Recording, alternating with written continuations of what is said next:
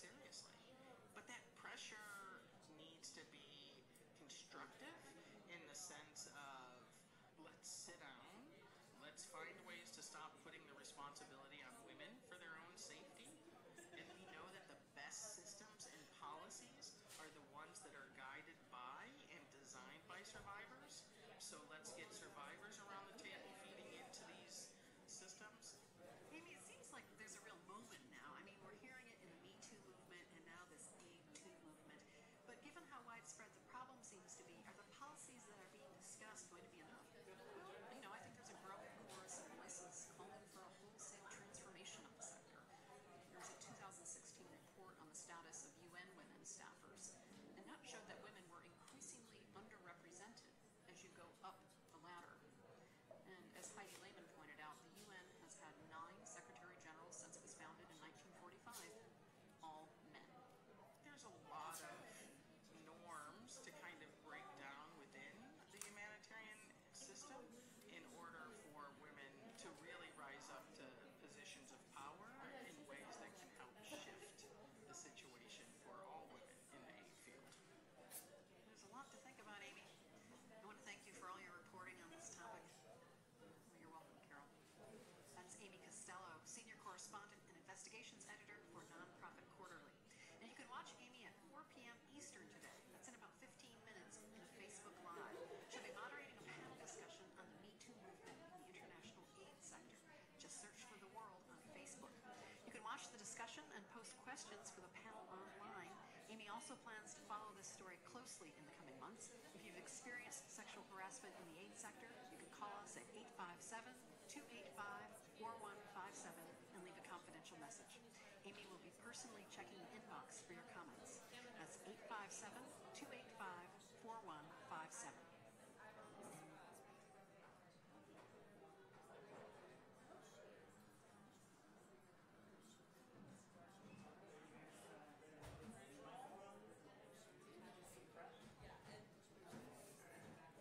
If you haven't met Glenn yet, this is Glenn. She's going to help you guys out with it.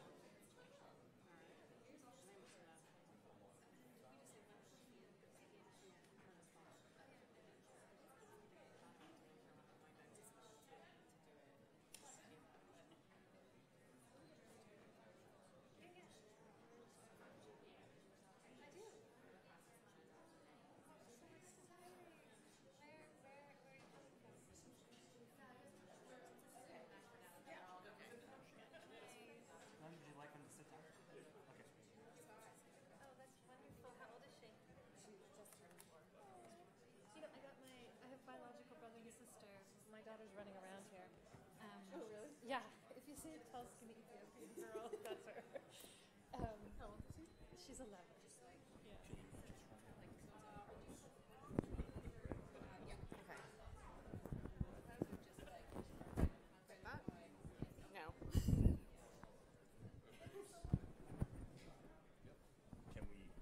you run the Up your shirt. Oh, up. Sorry. I didn't understand that part. Do I have mine? And then, that's yours? And then we gotta just clip it. So Do you want mine? okay. All right, actually, if you don't mind, clip it to both. yeah, that's perfect. Then it's actually. holding that in place. Yeah, awesome. Thank you. That's not gonna work. Steven? Yeah. It's got to be You're higher. gonna have to get it right up to there. How's Let me that? Just, plot down. I mean, I don't really have.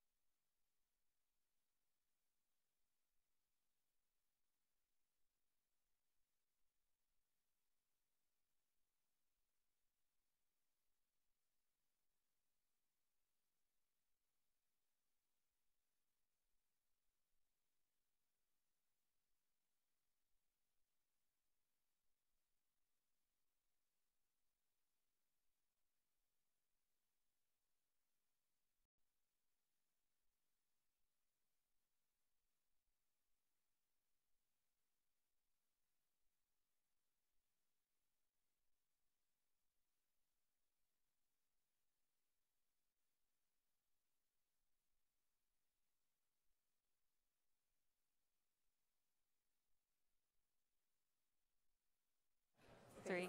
1, 2, 3, 4, 5, 6, 7. 1, 2, 3, 4, 5, 6, 7.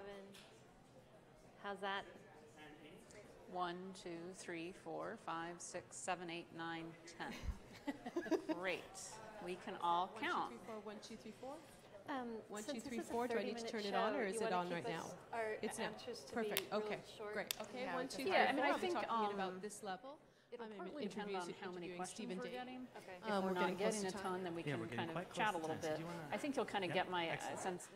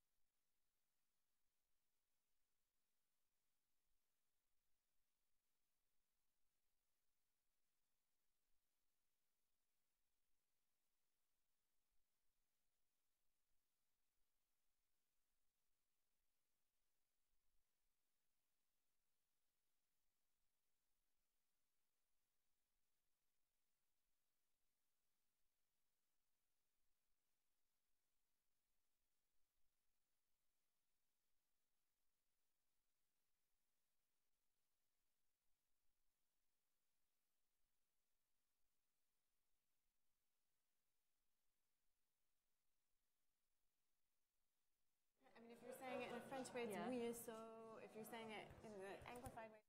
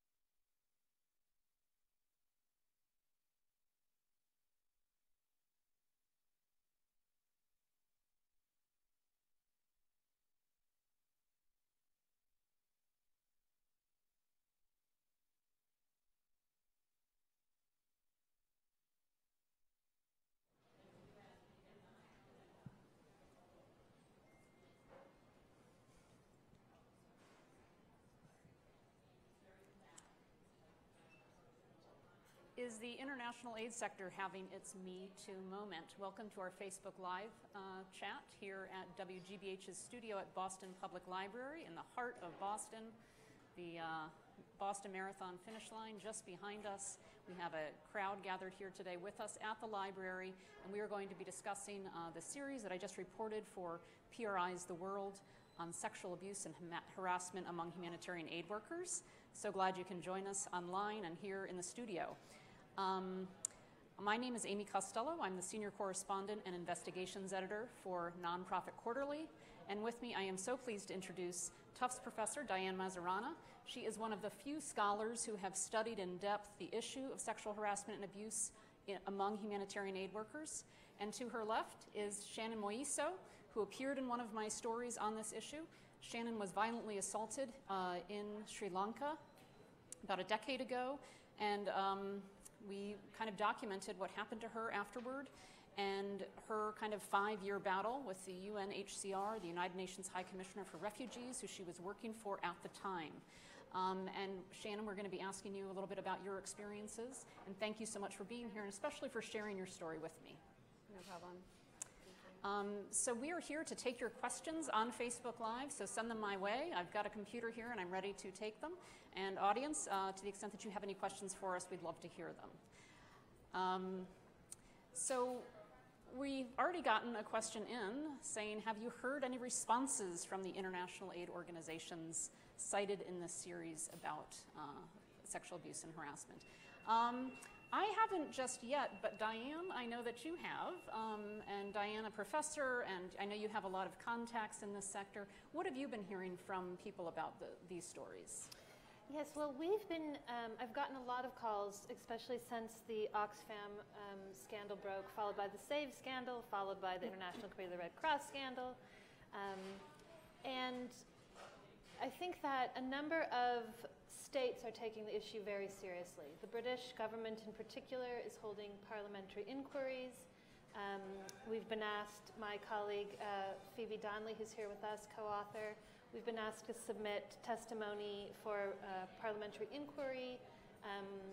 The British in particular have really taken the lead of looking at and contacting the organizations that they are funding. They're looking internally at their own organization. I've been in contact with several UN agencies who have called for advice, several international humanitarian NGOs who are looking to respond to this and strengthen their policies. And I've also heard from women in the field who say they don't seem to see any change yet. They're wondering when things are really going to start happening. Yeah, and for those of you who haven't heard, Dyan is referring to a scandal recently at Oxfam where some of their country directors in Haiti after the earthquake were found to have been using prostitutes in Oxfam housing, which led to a pretty high-level investigation among the British government who funds Oxfam. And so lots of organizations are really kind of under pressure now to talk about what they are doing for the sector. Shannon, can you talk a little bit about, since you suffered such an egregious attack about a decade ago while working for United Nations High Commissioner for Refugees in Sri Lanka, how would you describe how far things have come now in terms of the way that aid organizations are responding to aid workers who suffer from sexual abuse or harassment while doing their job? I mean, it's difficult for me to speak on behalf of all aid agencies, but in particular with regard to UNHCR. I separated from UNHCR in 2014, at the end of 2014. But even since then, I've still been in regular contact with various survivors as well as staff within the system. And while there have been measures that have been taken, including some that I was advocating for while I was working for UNHCR, I think that the general response remains very limited, and in terms of actual changes that have been made, it's disappointing, to be very frank about it. I think that there are people within the system who are eager to see change, but it's not happening at the levels that it needs to happen, in particular at senior levels. And so in terms of actual concrete changes that are not only happening, but then also effective in the longer term, I don't see where they're happening. And I continue to hear from survivors who are saying that the response in the aftermath of their incidents are very similar to mine, which was 9 years ago. And you would think that even after the advocacy that I was doing internally, but in general, that the more and more cases that you see, that there would be more action taken and concrete measures put in place, but not just put in place, but ensured that they're implemented and actually effective. And I think part of that requires direct contact with survivors themselves to hear what's not working and how it can be improved. But for those of you just joining us, we're on a Facebook Live chat, and we welcome your questions and comments about the issue of sexual abuse and harassment among humanitarian aid workers. We're taking your questions now, and I'm happy to put them to the panelists. And Shannon, for those of you who are not familiar with your story, can you just very briefly characterize, after your assault, how did UNHCR, United Nations High Commissioner for Refugees, respond to your needs at that time? How would you briefly describe your experience with the humanitarian response? I would say generally that there was a lack of response or largely an inappropriate response. The blame was placed on me. The responsibility to take action was placed on me. There were lots of questions about what I was doing that would have provoked a sexual assault, and then in the actual steps that needed to be taken in the immediate aftermath when you really need someone there because you're going through a major traumatic incident and you cannot think clearly. That was all put on me, and so I was largely left alone and isolated and feeling as if I was having an inappropriate response. I should just be able to pick up and continue carrying on with my work, when in fact I couldn't sleep at night, I could barely function during the day, and then that's the immediate aftermath, and then you look into the longer term, and it actually took 6 years for them to acknowledge that they messed up. And while in some cases people might say, okay, well, there was ultimately an acknowledgement, maybe you should be happy. In some ways it was a huge relief, but you have to consider, PTSD is known to set in, especially in those early hours. If you don't have immediate assistance, I was left sitting for 7 hours, literally rocking, holding, and hugging myself to try to comfort myself in hopes that I wouldn't actually die that night. And then you look into the longer term and the repeated kind of trauma. And to me, it wasn't even the assault that was the most traumatic for me. It was the lack of response and the reality that I was able to survive this and ultimately come out pretty okay, I think, is to my own credit and to the credit of all of my family and friends who have been especially supportive to me. So I think what's really lacking is that initial and long-term support from the organizations, because I don't think that any of us has the assumption that that there aren't risks that we're taking. We all are well aware that there are risks you're taking in humanitarian environments, but there still needs to be that kind of initial training and support, and then a longer-term kind of protection and support systems in place, policies in place, standard operating procedures. Sorry for the long-winded response. Dyan Mazurana from Tufts University. Did you have something you wanted to say? Or? Oh, no, that's right. Okay. And you interviewed a number of aid workers who had experienced sexual abuse or harassment while on the job. And what surprised you most about the accounts that you heard and the interviews that you did? Because you are somebody who, you and I actually met each other many years ago when I interviewed you. We were both about issues in Africa. So I know you've been studying this sector very closely for many, many years. And I'm wondering, as you began to surface the accounts of sexual abuse and harassment among aid workers, what surprised you most about what you were hearing? I think what surprised me most is the fact that people were being assaulted by their colleagues. And I think we have a tendency to believe the best of the people who do humanitarian assistance, that these are people who are willing to work in sometimes dangerous settings with not in very good conditions, a lot of times away from their family. They can be a pretty dysfunctional group, I will say, because they're under a lot of stress, and there isn't really good movements within the sector for them to actually take care of themselves well. But I thought that I was very surprised. I was so surprised and disappointed. I had this idea that it was going to be outside actors, other fighters. We do a lot of work with fighters. I thought it was going to be maybe some more criminal elements. But in fact, it was their colleagues, and it was the people those people were still doing it. I don't want to say that. Armed actors are still assaulting aid workers, and private citizens are still assaulting aid workers. But what surprised me the most was that it was their colleagues. It was primarily men, and that's men against women and also against LGBTQ communities and aid workers. And that it was people in positions of power over them, which is not surprising, but also that they were the security, they were the people hired to provide security for the aid workers. So a lot of times if you're in a dangerous situation, you might be confined to your compound, or you might have to go there, you live in your compound. So the idea is that your compound is safe. But what we heard stories, Phoebe and I heard stories about, was that it wasn't safe. That was where you were at risk, and you were afraid to go to sleep, or you were afraid that if you were homosexual, part of it was like sexual identity blackmail. Well, I'm going to tell everybody in this compound that you're gay, and then suddenly your colleagues are your biggest risk. Phoebe, do you have something that you'd like to mention? This is my colleague Phoebe Donnelly. She is a researcher at Tufts University and co-author of the report. What surprised you the most? So I think picking up what Shannon said, we expected to see not much of a response, not much of a reporting system, but I think the real ignorance to the problem and actual harm to people who had reported the problem. We heard of colleagues who lost their job because they were reporting, people who were intentionally quieted and not giving the appropriate services they need. So we just heard story after story, which then created an environment where why would you report something when you know you're going to be treated like that? If anyone else in the audience has a question or comment, please come up to Andrea, and she'll be happy to give you the microphone. We've gotten some nice feedback from Facebook. Anika Kristik, I may be mispronouncing her last name. Amazing, strong women. You are an inspiration to keep the fight against SEA and give full support to survivors. My deepest respect. And I would certainly share that sentiment with both of you.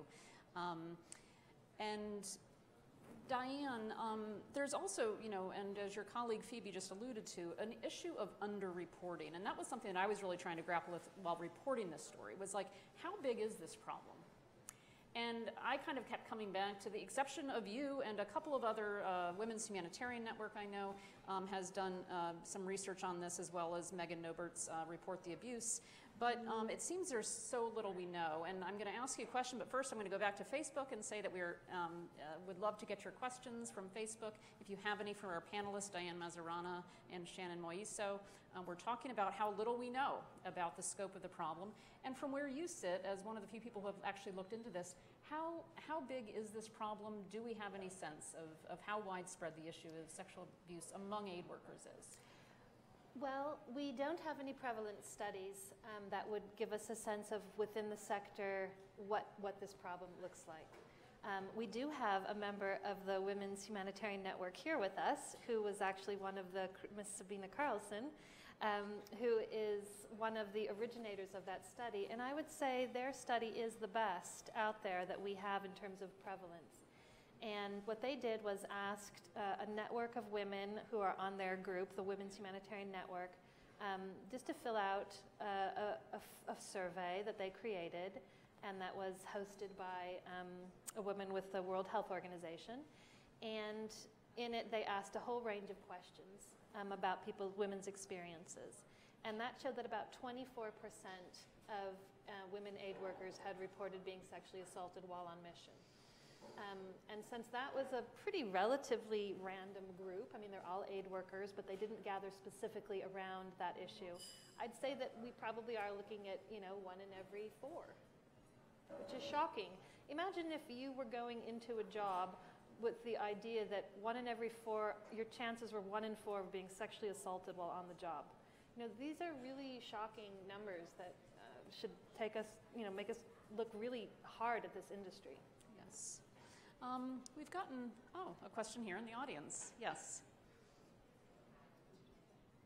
So I'm Cindy Suarez from also, and when I heard this first story last week, or earlier this week, what struck me was that there was a cycle of vulnerability or of risk. that seemed really hard to solve because it crossed country lines and it crossed lines of whether a worker was even a staff person.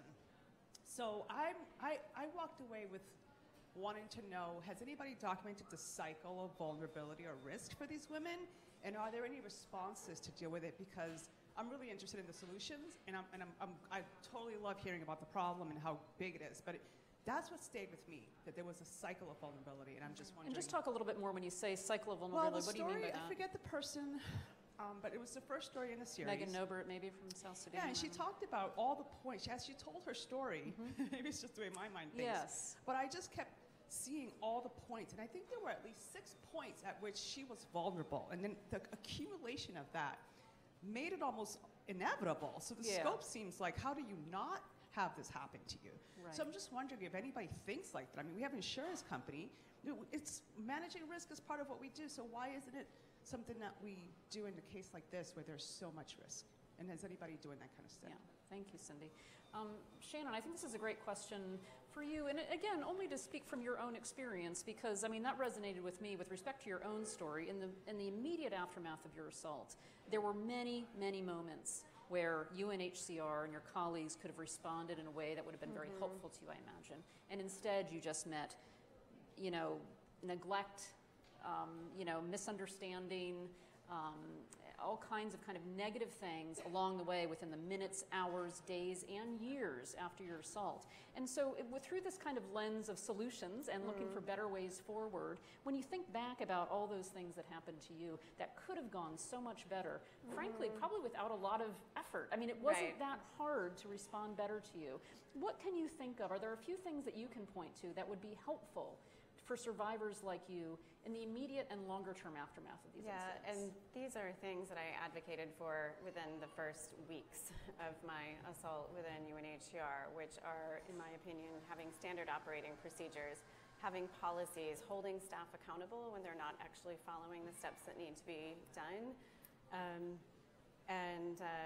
I think also just being human, instead of thinking of the bureaucracy behind you, think, okay, when someone calls in the middle of the night saying, I'm afraid I'm going to be murdered, okay, forget about all of the rules and policies that you're aware of. Let's think from a human-to-human level. Let's make sure that we save that person. But I think it also goes down to awareness raising, because you are working with people from diverse cultures who have very different perspectives. You have some people who have grown up in war and where perhaps sexual violence is a very pervasive part of the conflict, and so it's become normalized. And so when you've been assaulted, they don't necessarily view it in the same way that someone who grew up in a different environment views it. But making sure that there is awareness raising, sensitization to that, and having a cohesive, comprehensive kind of approach that everyone is following, and making sure that's across the board. For example, at UNHCR, when we put together standard operating procedures, which I think are really helpful, and hopefully they are being implemented to a certain extent, they were nonetheless for one particular section, but making sure that that's the same across the board for all sections of the organization. When you're working with 10,000 people, you want everyone to be on the same page, everyone to be trained on that as well, so that they understand how to respond. And to me, those are the most basic steps. But a lot of it comes down to just sensitization, I think, and awareness raising. I don't blame individuals. I blame the lack of system, and then the lack of initiative to actually put those systems in place. And that's my personal take. We're here on Facebook Live at WGBH's studio at Boston Public Library in the heart of Boston. We're so glad you're joining us. We are taking your questions online for our guests, and we're getting a few coming in here. And I do want to talk about LGBTQ aid workers, and I know that this is something that you kind of looked into a bit, Dyan, in your own study. Somebody wants to know, in a place like Uganda, which is unfortunately known for policies that are not friendly toward gay, lesbian, and others in this sector. And they're asking, in countries like Uganda, where being LGBTQ is a risk, what protections are in place both for the staff and the people on the ground doing the aid? So did you uncover anything in terms of the reality for these workers on the ground and in places like Uganda or other places that might not be friendly? Yeah, it's an excellent question, so thank you for the question. What we learned is that, it's actually in response to the question you just asked Shannon, which Phoebe could comment more on. what we learned is that there's really a lack of training around keeping yourself safe from sexual attack, whether you're heterosexual or homosexual. And for LGBTQ communities, there's no training. I think that's right, isn't it? We didn't uncover a single training in any of the major aid agencies or the United Nations that dealt specifically with risks that LGBTQ populations could face in the field. What does that tell you? That tells me that, that those populations are probably at high risk because no one's thinking about them. They are kind of free game to be targeted, that you don't have good active bystander training, so that, and the LGBTQ individuals that we interviewed for this study said that the homophobia and homophobic jokes are rampant. It's a very uncomfortable environment for them.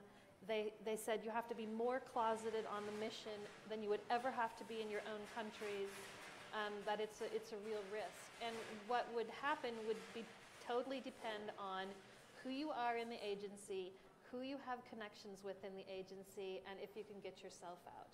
And one of the things that Phoebe really, Phoebe Donnelly, my co-author on this report, really uncovered was just the systematic lack of training or any kind of scenarios on this. And I was wondering if you could comment, Phoebe, on what you learned there. Yeah, thank you. And speaking to trainers, there's mention of manuals. So we've talked a bit about this idea that things can be written in paper, but if they're not actually implemented, who cares? So there's things in the manuals we reviewed, but then when you talk to security officials, there was very little actionable training. So staff didn't receive this kind of training before going to the field. There wasn't a discussion about it. It became almost a taboo topic that the trainers didn't want to talk about, and so there was just kind of a willful ignorance of the entire problem that we now see as emerging. If anyone else in the audience has a question, please line up next to Andrea. Shannon, a Facebook viewer wants to know whether you think you would get more help if you reported your attack today. I mean, in one way, I want to believe, I mean, this is presuming that I'm still working with UNHCR, I guess. I would like to think that because there's been greater attention, specifically since around 2012, 2013, and there's been more and more attention to these issues, I'd like to think that there's at least greater awareness on the subject, and I think that helps alone. There are also standard operating procedures that have been put in place, so they're there, at least hopefully they're working towards that. I mean, again, I separated from UNHCR at the end of 2014, so I may not be the best person to sit here on behalf of UNHCR and state that, and so I don't want to be overly critical in that regard. So I think that there are certain measures that have been taken and that hopefully would be helpful to someone.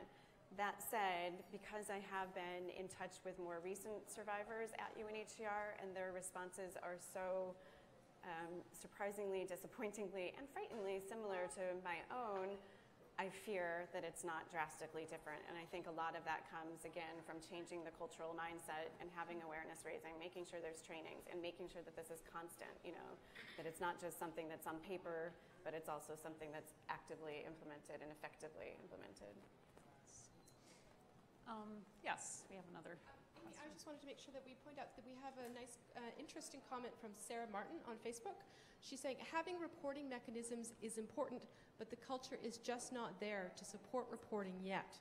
It's still dangerous. You risk losing your job. Pushing the problem just onto reporting is not good enough. We need to change the culture of the organization. I just wanted to find out if you had any thoughts on that. Yeah, I mean, she's absolutely right. And one of the things that we looked at in our research was what is the culture of the institutions that is underpinning sexual assault, abuse, harassment, sexual exploitation, homophobia. And we found very clearly what that culture looked like. And in fact, we found the best comparisons were looking at militaries and looking at the attacks against students on college campuses. So what you have is you have environments which are very male-dominated. In situations of emergencies, it would be very common sometimes that going to a meeting with the heads of the different groups, like they're called clusters, like health or sanitation or protection, that they could be all men. That heads of missions are often men, that security officers are often ex-military. And so you have a culture that's male-dominated. You can have a culture that's very machismo, where it's this kind of cowboy attitude of how long you've been there and how dangerous it's been and what risks you're willing to take, and a kind of a denigration of femininity or kind of care values. Situations in which there's a lot of sexism, a lot of sexist jokes, a lot of sexual access to the populations even in terms of dating or going out to parties or things like this with the local population and colleagues on the teams. We had women say to us, in some cases even the missions, when you got information about where you were going, they were writing, your heads of the missions were writing that there's like a lot of hooking up going on this environment, and then a lot of homophobia. So until you start addressing that, you can have the most beautiful reporting mechanisms you want. Sarah, she's very right, but you're not going to have a change in the institutional culture. And so we've made some really clear recommendations around how would you get to those changes of institutional culture, because that's what's driving it and feeding it. Can I just add something? Yes, please, Shannon. To me, I think this is where it reiterates the need to hear from survivors themselves, as well as women and people who are LGBTQ, who are experiencing these, sexual harassment on a daily basis or sexual assault. Because once you bring in their perspectives, then you're forming an environment that's open to hearing them and to actual change. And that's where a group like I Survived at UNHCR, I think, is so critical. Erin Rubin, my colleague at Nonprofit Quarterly. Hey, Amy. I have a question about what people who don't work directly in the aid sector can do. People who want to support nonprofit organizations and want to support aid in conflict zones and other places in the world where these organizations work. If I'm a person who wants to support, aid for a famine or in a conflict zone, but I don't want to support an organization that's not supporting survivors of sexual assault, or that is actively harming them, how do I resolve that conflict? What can I do? Yeah, even in my own reporting, I find that's a common question that comes up a lot, which is, how do you vet organizations? How do you know who to give to? How do you know to have good policies? And my response to Erin would be that I think that that's why these kinds of conversations are so important, and this kind of coverage is so important, because we're beginning to shed light on what's really going on underneath the surface of these organizations for the people who actually carry out the work every day. And so it would seem to me that part of the answer in trying to determine who's doing well by their aid workers is to be, discussing them and to bring it out. And I think for so long, these conversations have been quiet.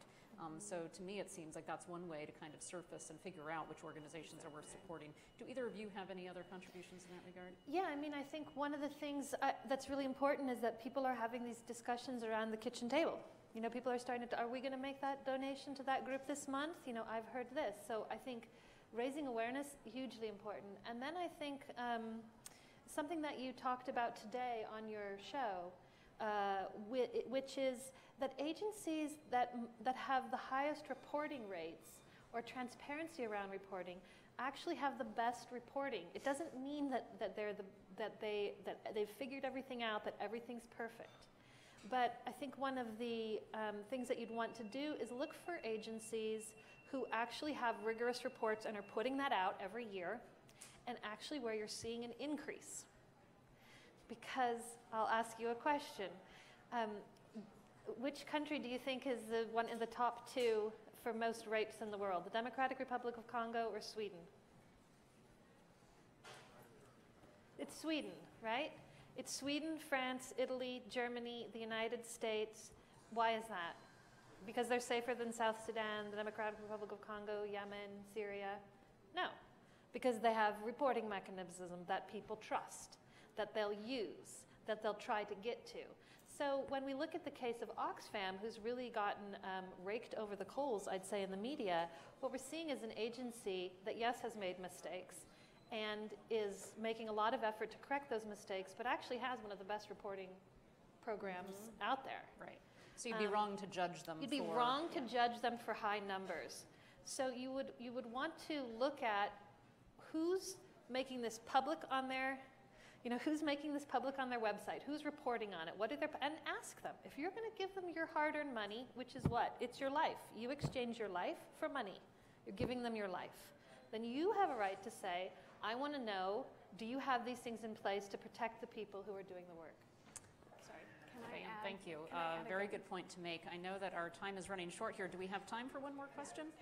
Okay, and we have someone from the Women's Humanitarian Network here who has been such, the organization has been such a contribution to this sector, to us understanding the scope of this problem. So welcome, please tell us your name, and we'd love to hear from you. Sure, hi, my name is Sabina Carlson-Robillard. I'm a co-founder of the Humanitarian Women's Network, and also a collaborator of Dyan and Phoebe, or student of theirs. And I guess my question really quickly is, you know, we've got this network of, you know, women who come from so many different backgrounds, and it really makes you remember that aid workers are not a monolithic group, and there's many different layers of privilege and power and access within that group.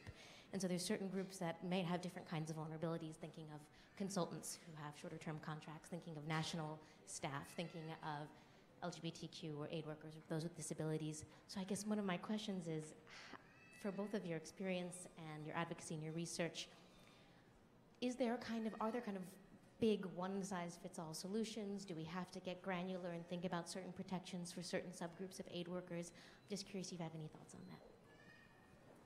I knew that was coming to me.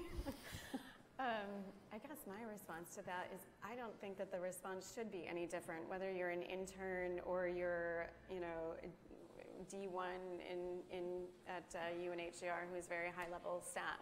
If you're the High Commissioner, I think the response should be the same across the board to everyone. I don't know if that's properly answering the question, but that's my opinion. Everyone should be treated the same. It's all about the same issue, right? Everyone should receive the same level of response. Diane? And I think one of the things that could be done, the same level of response, is to have a collective warehouse of vetting people who are going to do this kind of work. Because what we know from our research and what survivors know is that there are predators out there. There are people who are repeatedly assaulting women and LGBTQ aid workers. And so what we need to make sure of is that these people don't keep getting fed through the system. Because, you know, for example, in the aftermath of the earthquake in Haiti, there were 10,000 NGOs working there. So imagine how many people are coming in and out.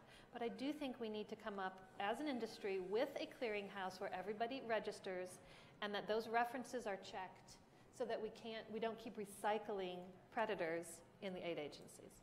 Yes, that was a very good point, and something that came up time and time again in my own reporting, the issue of the sector's inability to root out perpetrators. I'm Amy Costello, Senior Correspondent, Investigations Editor for the Nonprofit Quarterly. This week on PRI's The World, I reported a three-part series on sexual abuse and harassment among aid workers by their colleagues. I want to thank Dyan Mazurana, Tufts professor and a scholar of this issue, and Shannon Mouillesseaux, survivor of a sexual assault while working for UNHCR, and an incredible advocate in the wake of that incident. And I thank you both so much for joining me today. And thanks for all of your questions on Facebook and from those of you in the audience here at WGBH Studio at the Boston Public Library. Thank you so much for joining us.